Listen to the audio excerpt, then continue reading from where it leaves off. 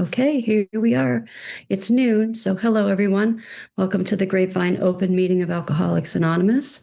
I'm Nikki and I'm an alcoholic. This is the last week in April that I'll be hosting the meeting. I'll be turning it over to Chris for next week as I will be at the General Service Conference and unable to commit to being present next week. But the speakers are set up and I'm sure that they will wow you, just like these two will today. This is the AA Preamble. Alcoholics Anonymous is a fellowship of people who share their experience, strength, and hope with each other, that they may solve their common problem and help others to recover from alcoholism. The only requirement for membership is a desire to stop drinking. There are no dues or fees for AA membership. We are self-supporting through our own contributions. AA is not allied with any sect, denomination, politics, organization, or institution, does not wish to engage in any controversy, neither endorses nor opposes any causes. Our primary purpose is to stay sober and help other alcoholics to achieve sobriety. You can enjoy the Grapevine Open Meetings every Wednesday at noon Eastern Time on this virtual platform. The meeting will be recorded and will be posted as an audio podcast every Friday on all podcast platforms on aagrapevine.org and on YouTube. This is an open meeting and everyone is welcome. We're glad you're all here, especially newcomers. If you're new to AA and want to learn more about our program of recovery from alcoholism, we encourage you to find an AA group in your area. Contact with group members will help you to find a sponsor and help you learn about the AA program of recovery from alcoholism. This is the Grapevine Daily Quote for April 22nd. A coffee pot simmers on the kitchen stove. A hospital sobers the stricken sufferer. General headquarters broadcast the AA message. Our service lifelines span the 7 seas. All these symbolize AA in action. For action is the magic word of Alcoholics Anonymous. And that's from AA co-founder Bill W. On November 1951, services make AA tick. Best of the Grapevine, Volume 1. You can sign up to receive the daily quote as a daily email at aagrapevine.org, or you can find it on the Grapevine app every morning. This is an excerpt from this month's Grapevine magazine. I like to show the picture. I know you can't all see it, but I do have the magazine. This is from April Grapevine, page 61, from You Did Good, Kid. I try to wear the world like a loose garment, which is ironic given how tightly I used to cling to everything. Approval, resentment, guilt.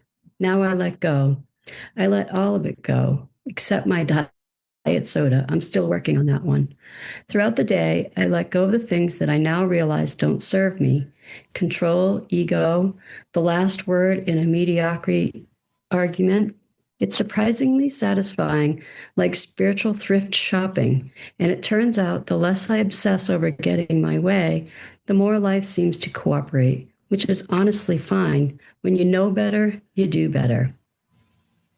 We'll start today's meeting with a reading from the Big Book of Alcoholics Anonymous. This is page 62 of the 4th edition. So our troubles, we think, are basically of our own making. They arise out of ourselves, and the alcoholic is an extreme example of self-will run riot, though he usually doesn't think so. Above everything, we alcoholics must be rid of this selfishness. We must, or it kills us. God makes that possible, and there often seems no way of entirely getting rid of self without his aid. Many of us had moral and philosophical convictions galore, but we could not live up to them, even though we would have liked to.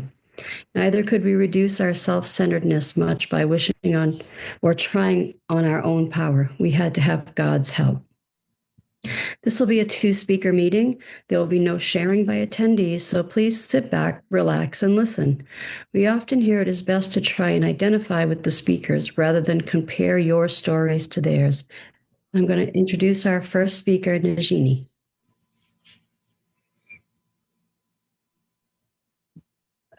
Hello, everybody. My name is Nagini, and I am an alcoholic. It is wonderful to be at this meeting.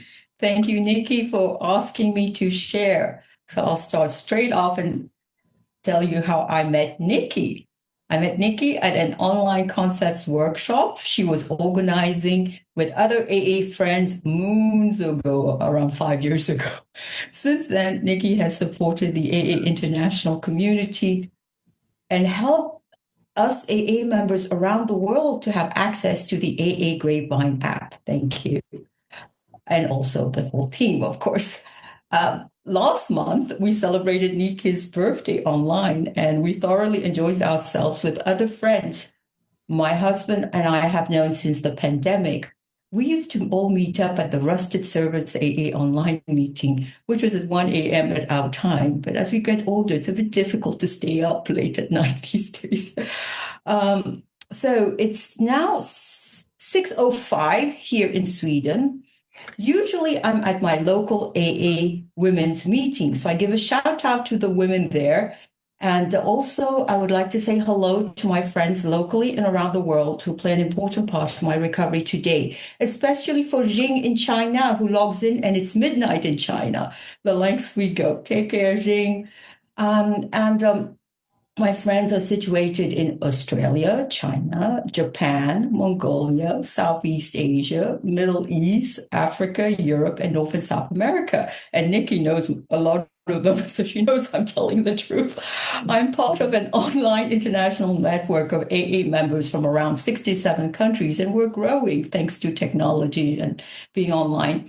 And I just want to also give a shout out for this meeting, the flexibility, which makes it possible for many of my friends and I to listen in on the podcast at our convenience. Despite the different time zones we find ourselves, I've really enjoyed listening to the previous speakers. I mean, this is a new meeting. It's been around for a couple of months, and it's a very exciting development.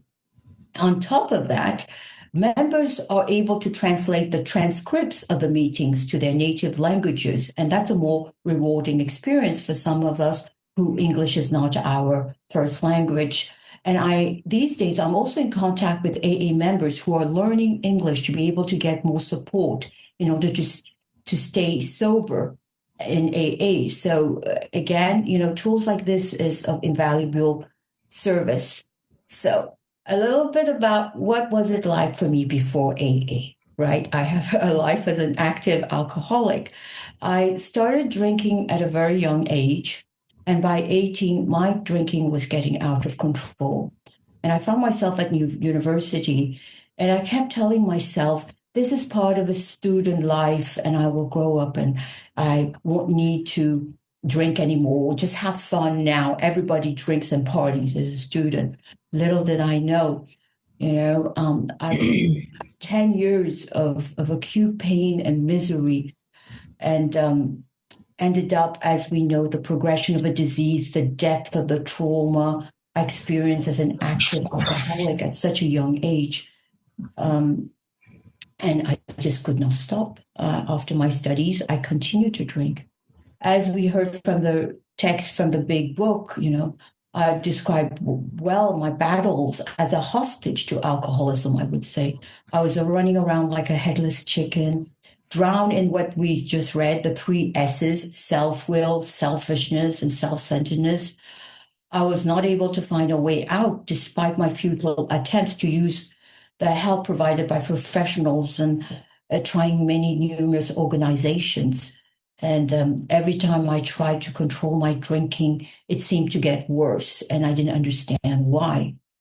So what happened to me in AA? Well, what happened was finally I stumbled into the rooms of AA, and yet I still had some fight in me, and I thought I could stop drinking by myself. I didn't think it was such a big issue.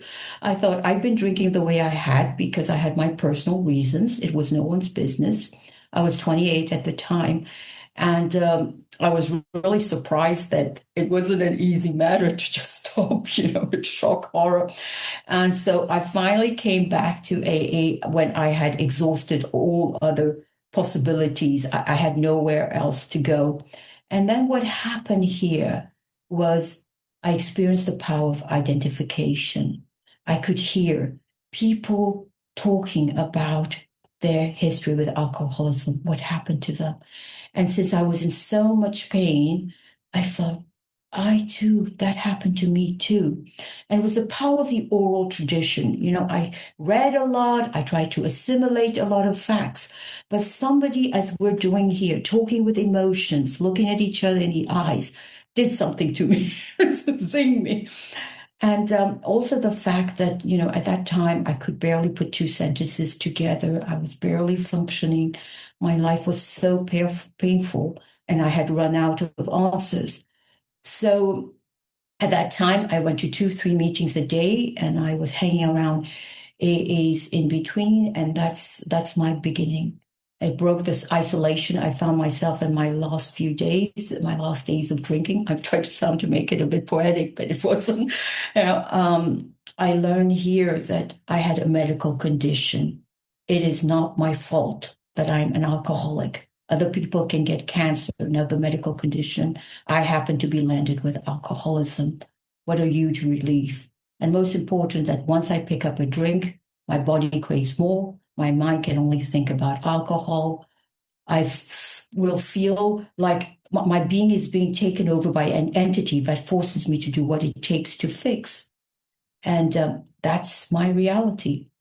But here in AA, I learned what was really wrong with me. And as the quote from the second reading, first reading, Nikki shared from the AA Grapevine article, I liked the bit when she wrote, "When you know better, you do better." And that's what happened. So thanks to AA, my sobriety date is September 12th, 1997. Right. So that story comes from the April edition of the Grapevine and on general service, another topic I like to talk about. So I'm going right in. Um, my recovery life really blossomed when I had the chance to participate in general service. And I want to take the opportunity to thank my good friend Anna-Lena in Sweden, who will probably be listening to this, who encouraged me to become a service delegate in Sweden. It would have never occurred to me to embrace service at a national level because I was just happy doing service at the group level and you know um, being a part of something bigger than myself. I've also had the opportunity for my travels to experience the AA service structure in different countries and so see and continue to work, see our 36 AA principles in actions, which I mean the 12 steps, 12 traditions, and 12 concepts. Hence, meeting Nikki at a concept workshop, which was amazing. And went off during the pandemic to get to meet other people who are focused in recovery in using all 36 principles. That has been very exciting, and it continues to be so, because I thought once the pandemic was over, we all say goodbye and sort of as we say in Sweden, hey do. And no, we've stayed in touch. We've gone out of the way to keep it alive. That background we shared at a time. So that's exciting. I've also experienced AA in different languages. So for me, I've had a different experience at that. And each time I've moved, I had to be like a newcomer and use basic words and get to know the recovery lingo. And that's been useful in my case. These days, I use English, French, and Swedish on a regular basis. And recovery can get a bit confusing. I mix my syllables and idioms at times, but somehow we get by.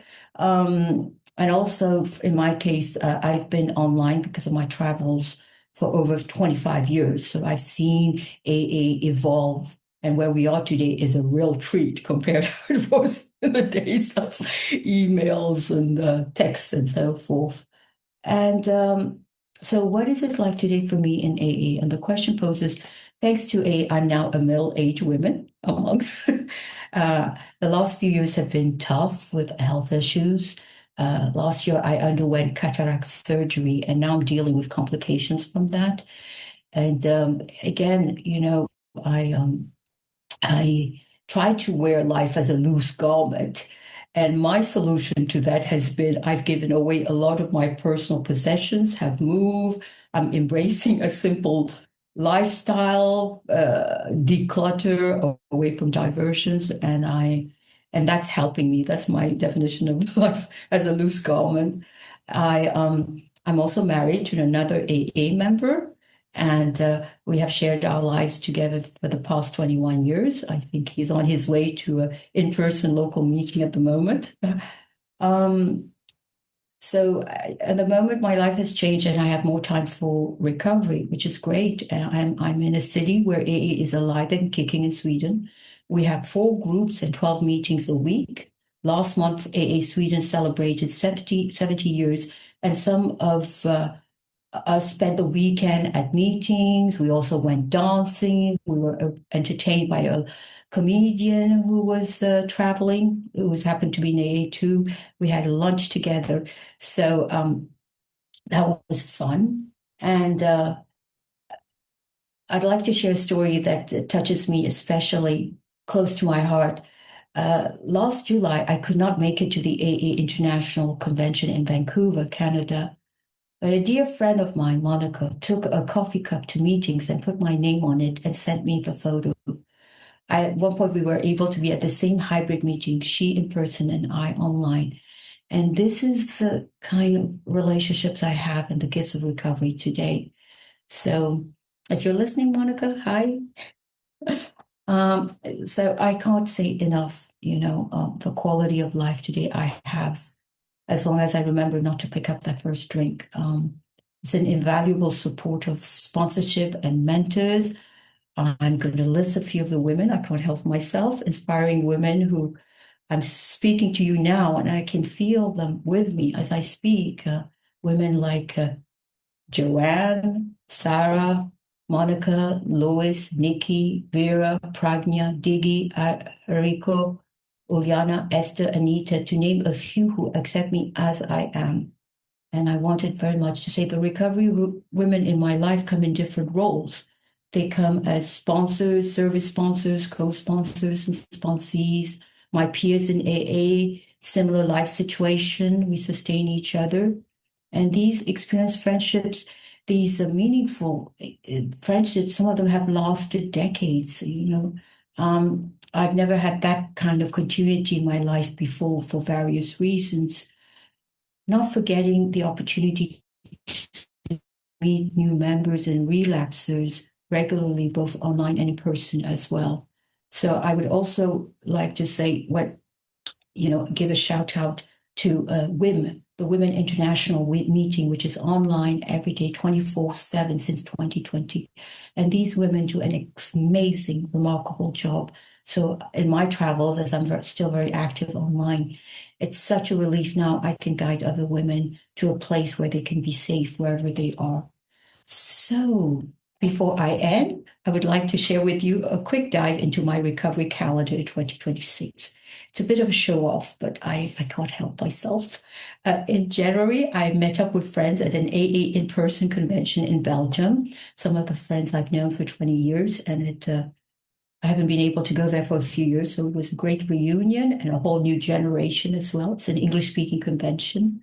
In February, I supported friends from around the world, women, online at the 62nd Hybrid AA International Women Conference.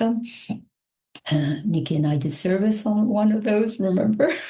In March, I participated in the 10th Women Convention organized by the AA Women in Argentina. It's inspired me to try to learn a bit of Spanish, but we had interpretation, which was fantastic. In May, I will attend an in-person convention on an island in Sweden. That will be along with quite a few members from my home group here.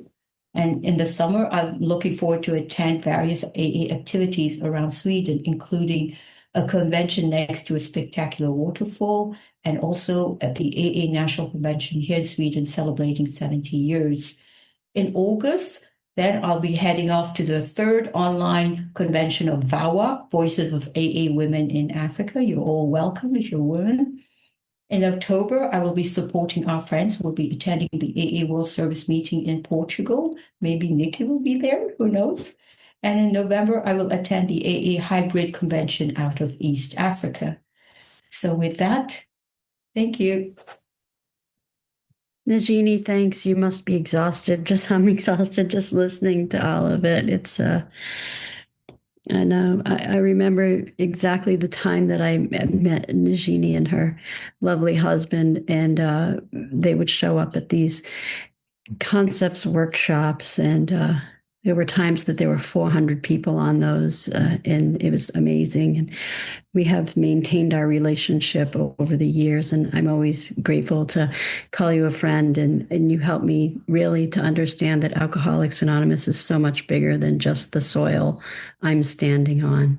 And I had the joy of working closely with Nagini on a convention a few years ago, and we were able to make it so that many people could listen and be part of in many different languages. So I appreciate you, and I'm really happy to call you a friend. So with that, I'm going to turn it over to Lillie, who, by the way, is in the room next door to me. So if she or I run into any technical difficulties, we'll run and help each other. But if you want to, oh, I've got announcements first. I'm sorry.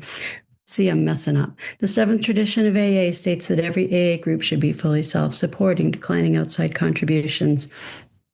AA members can help by contributing to your group, your local office, your area and district, and to the General Service Board. There's a great pamphlet called Self-Support, where money and spirituality mix. You can find it on AA.org. Grapevine does not accept direct contributions, but of course we do have expenses. The best way to support Grapevine is to subscribe to the magazine, either in print, online, or on the apps. You can subscribe to the magazine in print or online by visiting aagrapevine.org. You can subscribe to the app by searching for AA Grapevine on the App Store on your phone. You can also purchase Grapevine books, greeting cards, and other items at your local AA office. By doing so, you'll be supporting both Grapevine and your local office. You can also visit the Grapevine online store at aagrapevine.org. The AA Grapevine Carry the Message project always allows you to help us help others by providing magazine subscriptions to those who are incarcerated, hospitalized, living in remote areas, or stuck at home. Visit aagrapevine.org and click on Carry the Message to learn more. We invite you to listen to our other weekly podcast, the AA Grapevine Half-Hour Variety Hour, which Nagini has been on before, which is available for free on all podcast platforms and on aagrapevine.org. Check out our Primary Purpose, the official podcast of the General Service Office of Alcoholics Anonymous. Tune in to hear how AA's message continues to reach those who need it most. For all podcasts, be sure to subscribe on your favorite streaming platform so you can catch all the episodes. Please follow Grapevine on Instagram and on YouTube as well. Now I will introduce Lillie. Hi, everyone. My name is Lillie. I'm an alcoholic. It's always a pleasure to be asked to speak, although I have to say that it amazes me that this woman that was a drunk mother could fall off on a bar stool in Windham, Maine, and end up on a podcast that's going all over the world. My sobriety date is November 8th, 1989. There's nobody that's more surprised than I am that I'm still here. I did not have a desire to quit drinking when I got here. A lot of people in my life had a desire for me to quit, but I just wasn't one of them. I knew I was an alcoholic. I bragged about it. I told everybody, if you don't like it, too bad, but that's who I am. And that is not at all my story. So let me tell you what it was like. And Nikki and I have been friends since Nikki walked into the rooms of Alcoholics Anonymous. We immediately clicked. We have so many interests that are the same. Most of all, and most important to both of us, I think, is the fact that we love having fun, and we have a lot of fun doing service work. And we get asked a lot to do service work, and she's followed the same example that was given to me when I got here, and that is that if anybody in AA asks you to do anything, your answer should be yes. So let me go back and tell you what it was like when I was a kid. I was brought up in a very nice home. I did not have alcoholic parents. My family was not dysfunctional. I had 4 brothers. I was smack in the middle. And I learned how to manipulate them when I was probably 2. And all I had to do was let a tear fall out of my eye and they would fall into my hands and do whatever I wanted them to do. Nobody else in my family appears to be alcoholic. I think that back in my ancestry, there may be, but I don't believe that my alcoholism was caused by anybody in my family. I believe that I have a disease called alcoholism and that I had no idea it was a disease. I just thought I liked to drink and raise hell. And I had my first drink at the age of 19. I don't remember anybody in my family saying you better not drink, but it sort of was like the unwritten rule: don't drink until you're old enough. So the occasion of my first drink was my wedding reception. I was 19 years old. The reception had a big service in a church, got married at, traditional wedding with a beautiful gown, and my dad walking me down the aisle, and then going to a reception at the VFW, which would later become the Sahara Club of Alcoholics Anonymous. Anyway, I didn't know anything about drinking. What I knew about drinking, I'd seen on TV.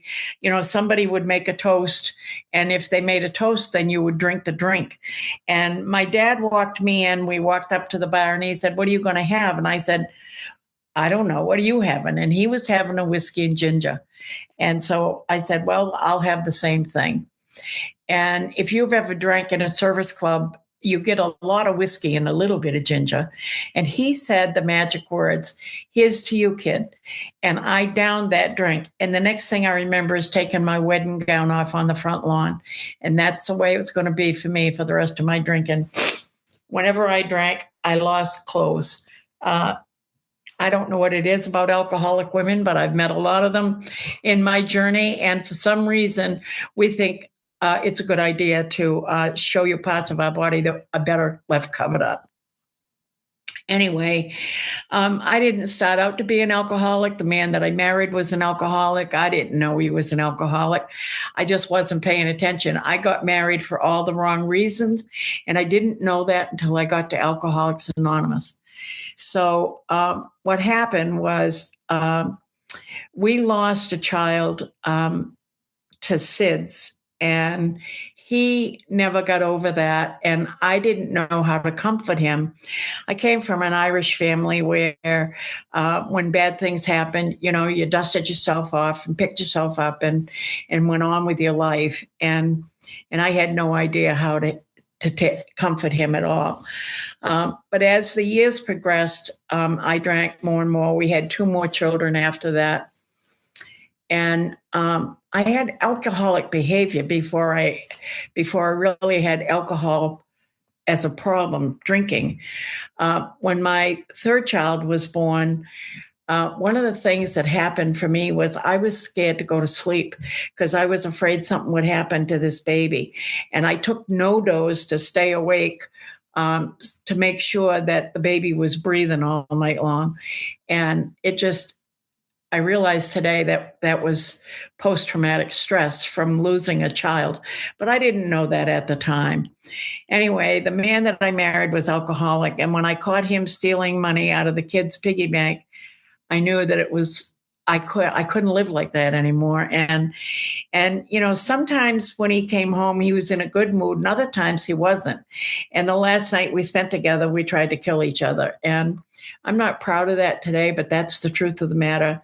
He came in, I was 6 months pregnant. He hit me, I hit him. I pushed him out a 2nd-story window.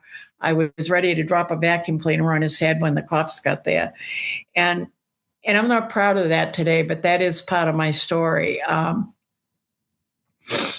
After we divorced, I bought a house. I like to refer to it as what happens to single alcoholic mothers. And that is that we get the big S on our chest. We become supermom. We can do it all. We don't need any help from anybody. Thank you very much. But I can be the doctor, the lawyer, the Indian chief. I can be mom. I can be the Little League coach. I can be whatever you need me to be, because I can do it all, and I'm going to show you all. And so that began my role as being really selfish and not knowing that that was selfish until I got to AA. That, don't tell me I can't do it. I can do anything. And it was a huge disservice to my kids. After I bought that house, I started going out with my pals, and a couple of nights I didn't make it home. And I knew that was wrong, that, I couldn't leave a babysitter in my house all night. So I came up with a plan, and this was my plan. My plan was to buy a 12-pack of beer and strategically place it around the yard. And then I would go out and mow the lawn. And when I got to a beer, I would stop and have one. Well, amazing thing happened. I mean, I drank a whole 12-pack of beer. I was a little dizzy, and the lines weren't pretty straight in the lawn, but the lawn was mowed, and I was where I was supposed to be, and my kids were in the house, and I thought, this is great. And after that, I mowed the lawn every single day. It looked like a golf course out there. I also, when there was no grass to mow, I decided that I could trim the hedges and the bushes around the landscaping. And I could do that with scissors because I didn't really have any tools. I never had tools. I had makeshift tools. But I would stash the beer in the bushes, and then I would get down on my hands and knees and go around and cut the grass around the bushes with a pair of scissors. And when I got to a beer, I'd stop and have one. And that worked for quite a long time. But I live in Maine, and in Maine, in the fall, you don't need to trim anything because the leaves are falling off the trees. I raked the yard. Then the wintertime, I shoveled it. I mean, anything that I could do so that I could drink. And shortly after that, as my kids grew older, became teenagers, I became a barroom drunk. I was a barfly, and I went to the bars, and I mean, I prided myself on the fact that I was an alcoholic. I tell everybody in the bar when I walked in, hey, I'm an alcoholic. You know what alcoholics do? They drink. So if you think you're going to have a problem with that, maybe you should move your seat or something. I mean, I don't know who I thought I was, but get the hell out of my way. I'm going to drink. And I'll just tell you, a couple of things that happened to me. At one point in my drinking, I had, I worked for the federal government, and I quit that job.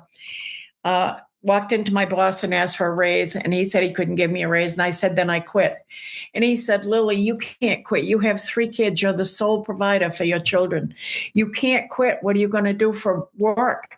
And I said, well, I've always wanted to be a cowgirl, and I'm sure there's a job out there somewhere for a cowgirl. And God was working in my life. I got to tell you, on my way home, I saw a sign, saloon, soon opening. We need cowgirls. And I went right in there, and I was hired on the spot to be a cowgirl. I loved that job because I could drink during they always in a bar, they tell you after work you can have a drink. Well, if you're an alcoholic, like I'm an alcoholic, you have a drink before you even get there. And then you have one when you do get there. And then you continue drinking all night long. And then at the end of the night, you have your end of shift drink. And by then you're drunk. And so, but I love that job. Oh my God, I love that job. The problem was I didn't know enough to go home when my shift ended, And one time, I don't know what happened. I think we went to I think it was a keg party. I'm not really sure. I'm not really keen on what really happened, but I know that I lost the front seat of my car. And so I told my friends that, I can't drive my car because I don't have no seat, and I don't know what happened to it. And I still don't know what happened to it.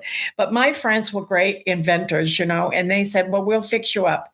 And they bolted a milk crate to the front seat where the front seat was and put a pillow on it. And I'm all dressed up like a cowgirl, and it's February in Maine, and it was bitter cold. And I'm riding around the rotary to go to my house. And I rode around about 3 times. And then the blue lights came on. And I don't know about the rest of you, but for me, I intuitively used to know things before I even knew them. And so I knew that if I opened the car door and the cops saw me sitting on a milk crate, I would be in trouble. It never occurred to me that I might be in trouble because I was drunk. I just thought, whatever you do, don't open the car door. And so he asked me where I lived. Where had I been, he said. And I said, you want me to tell the truth? Yes, we like the truth. I said, well, my horse died, and I've just come from burying him, and I'm crying. And I actually thought that he believed me. I mean, it's February in Maine. You couldn't dig a hole with a backhoe. And he asked me where I lived, and I said, just down the street. And he said, why don't you get there? And that's the way it was in my drink. And I got pulled over several times. I should have been arrested, but I wasn't, because they'd ask me, and I'd come up with a cockamamie story that I actually thought they believed. And they just say, why don't you, where do you live? And I'd say, just down the road. They'd say, why don't you get there? And so I got away with a lot. The miracle is I never killed anybody, never hurt myself, thought I wasn't hurting anybody else, but I was hurting 3 teenage kids that needed a mother at home. And I couldn't do that. I could not get past the bar on my way home. At the end of my drinking, I'd gotten a job in a school for children with alternative behaviors, which means they were little brats. But they loved me and I loved them, because most of them came from homes where alcoholism and drug addiction was the problem. And I did everything in this job. I mean, I was the bookkeeper, I was the bus driver, I was the cook, I was whatever they wanted me to be, I could be. And they spoke to me a couple of times about my drinking, but I told them it was none of their damn business. That I had joined a club, and that I was going out on club nights to go participate in this activity, which was throwing darts. And I don't know how I did that. I mean, I was drunk. They just jammed me up at the line, and I'd throw the darts wherever they went. They always went someplace good. I don't understand it. I can't play worth a darn now, but anyway. So now it's getting towards the end of my drink, and I don't like who I am. So I wake up in the morning and decide who I'm going to be, and then I dress up like that person. And it might be, that I'm going to be Tammy Wynette or Aunt Jemima, or who knew who I was going to be. I would just dress up. And then if they were musicians, I would have to listen to their music, so I would dress up like Jimmy Buffett, and I'm driving down the road listening to Cheeseburger in Paradise. And I was crazy. I mean, it was absolutely nuts, and I knew it, and everybody else knew it too. I didn't like who I was, though, but I didn't know that this dressing up like other people was a way to avoid what I had become. Deep, deep in my soul, I knew that I was an alcoholic. And I made that promise that every alcoholic makes: tomorrow I won't drink. But tomorrow never came. And you never say that out loud if you're an alcoholic. You don't ever say to anybody, well, I'm an alcoholic, tomorrow I'm quitting drinking. You just say it to yourself. And what happened is I could never make it through the next day without drinking. And so the night before my last drunk, which I had my last drink on October the 28th of 1989, but I consider November 8th to be my sobriety date. And this is why. I dyed my hair purple, and it was about the color of the shirt that Nikki's got on. And long before it was fashionable for people to have colored hair. It's no big deal today. Everybody's got colored hair. But I was a trendsetter, So, and I remember sitting at the bar and saying to the bartender, I think I might be an alcoholic, but I'm not sure. And you should keep the drinks coming while I make up my mind. And then later in the evening, I remember saying to this fellow, I'm going to ask God to give me a sign. If I'm an alcoholic, God will give me a sign and I'll quit drinking. And by now, I was driving a 15-passenger van for the school, and I bought a van for myself to carry my athletic equipment in, which was a set of darts.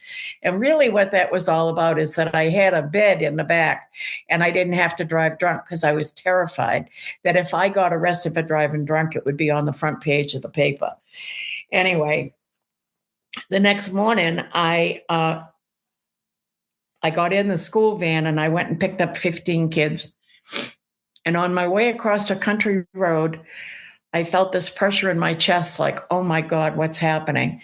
And pretty soon I started sweating profusely, and it dawned on me that I might be having a heart attack. And I said this prayer: God, please don't let me go off the road with all these kids on this van.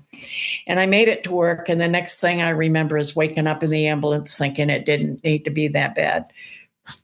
Didn't need to be that big a sign. And the next thing after that, my brother and my mother were in the hospital, and my brother came up to the stretcher that I was on and said, "What happened?" And I said, "I don't know, but whatever they're giving me, it's turning my hair purple." And I knew that was a lie, but I had to have a reason for having purple hair. I mean, normal people just didn't have purple hair. So on November 8th, I was released from the hospital, and the beautiful home that I bought all by myself, that I could take care of everything, I had literally destroyed with my drinking. The windows had holes in them. They happened to be bullet holes. I don't know if I was shooting out. The neighbors were shooting in. I have no idea what was going on.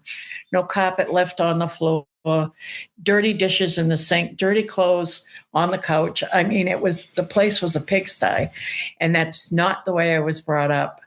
And, my first thought was I couldn't let anybody in my family take me home. So I had a friend drop me off, and I got up to the door. It was November the 8th. It was a bitter cold night. There was a note on the door from the bank. They were foreclosing on my house. I went inside. It was a total disaster. There was no lights, no phone, no heat, no running water. And I said, I can't stay here. And I went to the bar.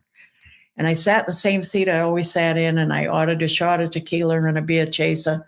And I looked up and I saw myself in a mirror that had always been there, but I had never seen myself as I did that night. And what I saw was like a full-length movie. It probably was less than 20 seconds, but to me it was a full-length movie of what I had done with my life and what a mess I had created, and that I was hopeless and helpless and pathetic, and I needed help.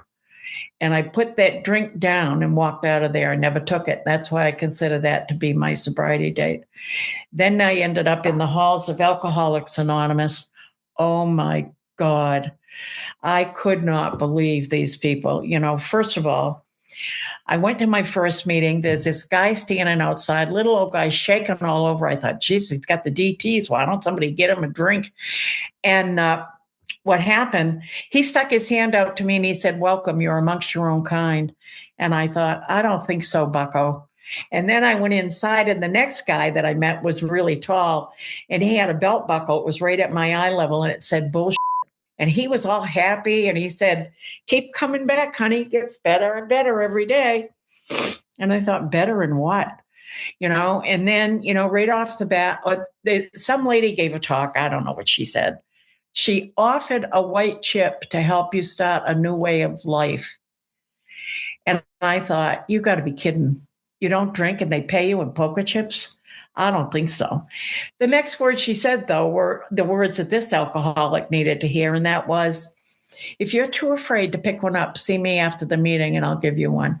I was brought up with 4 brothers. I never let them know I was afraid of anything. So I marched up there and I got that chip. You know what happens when you pick up a white chip in AA? You get surrounded by women, and they're like, keep coming back, keep coming back. I thought they said, "We need you." I mean, I had a problem with when time it left your mouth and got to my ears, it was totally something different. And then I started taking everybody's inventory, and I thought, I can't do this. I just can't do this. I white knuckled it for 30 days. And I thought, I'll go get that 30-day chip and then I'm leaving. But that night there was a woman that stood at the podium, and she had this great big pine cone on her head. And it played Christmas music because now it's Christmas time, right? And she said, "Oh, hi, everybody. My name's Ricky. And if I don't drink between now and May 1st, I'll be sober for 15 years. And I sat right in front of her because somebody said to me, "Lillie, you should sit in the front row in front of the speaker. Shut your mouth, listen to what they have to say. And after they get done, thank the speaker." And she said that she was going to be sober for 15 years. And I shouted out, "Oh, you're crazy. They love you. Maybe I can stay." And I went to her after the meeting and I said to her, "You're nuts. Doesn't seem to bother these people. I know that I'm crazy and I need help." And, she didn't become my sponsor, but she was like a mentor. And then she said things to me like, "Do you have a sponsor? You better get one right away." And I didn't want to get one, but I did get one, And then I picked somebody I thought I could get away with a lot of stuff because I used to go drinking with her. And that was a big mistake. She was very serious about that big book, And we went through the steps. And I remember I might have been, maybe 35 days sober. And she said to me, they're having a workshop on Saturday and you need to bring the donuts. And I said, wait just a minute. Nobody told me to bring donuts. And I'm not sure I even want to go to a stupid workshop. She said, well, you're going because you have to bring the donuts. And I said, nobody told me that I had to bring donuts. She said, I just did. Show up with the donuts. And I've been involved in service ever since. I mean, I've had every job in the home group and made up jobs for other people to have. And the only thing I haven't done is go through all the chairs in our area. But I've remained busy in AA. And I wished I could say that when you come to AA, everything turns into sunshine and roses, but that's not the case. When I was 12 years sober, I lost my son. I had 4 children, 2 of whom became alcoholics, and one that died of SIDS, and one that was the superstar in the family. And he had just heard me speak at a convention. And he said, Mom, I don't know how you did that, but you got to keep on doing it because you're helping people. And 6 weeks later, I got a phone call that my son had passed away. And I made one phone call to somebody in AA, and I was surrounded. For the next month and a half, I was surrounded totally 24 hours a day with people from AA. My son had a hero's funeral. He was a policeman. He accomplished a lot in his young life. And I was surrounded by AA the whole time. And a funny thing that happened was at his wake, they had Marines, and he had been a Marine, and they also had police guarding his casket. And his police partner came up to me and he said, Lillie, I've been to a lot of funerals for a lot of cops, and I've never been to one where anybody's had as many friends as you do. And I said, I know they couldn't all come. And he said, I beg your pardon? I said, well, they wanted to, but when they got here and saw all these cruises, they kept on going. I was drinking at a place called the Dump on the Hump. Anyway, I got to tell you that you can suffer something that's the most horrible thing you can think of is burying a child. But if you're lucky enough to be a member of AA, it's a whole lot easier to bear that. People in AA have helped me beyond anything that I can tell you. And I know to this day, it's been 23 years since my son passed away. But I can tell you right now that I know that the people that are listening to me today, that if I knew your phone number and it was 3 o'clock in the morning and I was having a bad night for some reason or another, I could call you and you would help me. And I would help any of you. What I do today is I'm crazy and Nikki's crazy, and I have a best friend who is an honorary member of Al-Anon who's also crazy. We've been friends for 81 years. And we decided that we like to put on shows. And so that's what we do. Nikki and Lillie and Betty are the producers and directors of the So Not Perfect Players. And we put on a couple of shows. Well, we started out putting on 1 show a year, but we like it so much that now we think we're going to do 2 a year. And we're in rehearsals now for the very next show, which is going to be in May. And I got to tell you, getting together, all of the people that are in the show are in recovery. And all of those people will do just about anything that we ask them to do. And we talk them into doing some pretty crazy stuff. And this year we have 5 guys that are going to do a ballerina dance. And they're dancing to Swan Lake, only we're calling it Swine Lake. So hopefully Nikki will have a video of that and she can send it off to some of you that might want to see it. But my life today is beyond anything that I ever dreamed it could be. I live in subsidized housing for senior citizens. I have a very limited income every month, But I've never been happier in my life. I'm free. I've made amends to people I never thought I would make amends to. And I realized that I had a part of the street, and that part of my biggest problem is that I was selfish in ways that I didn't even know were selfish. Today I'm living the good life. Today, I'm a lucky member of Alcoholics Anonymous. If you're new and hearing this for the first time, I want to tell you what was told to me. Fasten your seatbelt and welcome to the greatest adventure of your life. Because I'm telling you right now, Alcoholics Anonymous is the greatest reality show on the face of the earth. Thank you very much for letting me share. Thanks so much, Lillie. In case you missed it, Lily's in the next room over from me. So if you heard laughing outside of her, it was me. I've gotten some text saying, thank you very much. This has been lovely. And I am grateful that Lillie didn't tell all the stories. I can still tell the story about the boots.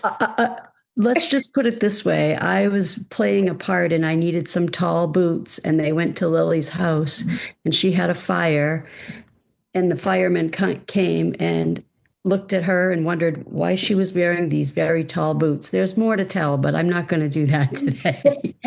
Lillie and I have been friends for a long time, and I'm grateful to tell everybody that in Alcoholics Anonymous, we have friends that we go to for various things.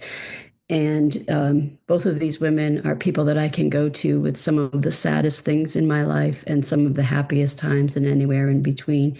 Really grateful. And if you're not lucky enough to have the people on this screen be your friends, stick around in Alcoholics Anonymous. It's inevitable. Please let your friends know about our meeting. This is an open meeting, so it's also ideal for friends who want to learn more about Alcoholics Anonymous. Keep this in mind when doing cooperation with the professional community or public information work. And I'll invite Nagini to close us out. Yes, Nagini Alcoholic, will you please help me close this meeting with a responsibility statement? I am responsible. Anyone, anywhere reaches out for Alcoholics Anonymous. I want the hand of Alcoholics Anonymous to always be there. And for that, I am responsible. Thank you again, Nagini. Thank you, Lillie. Thanks to everybody listening. I won't be here next week. Chris will do a great job, but just remember, it's your responsibility to have a great day. Thank you.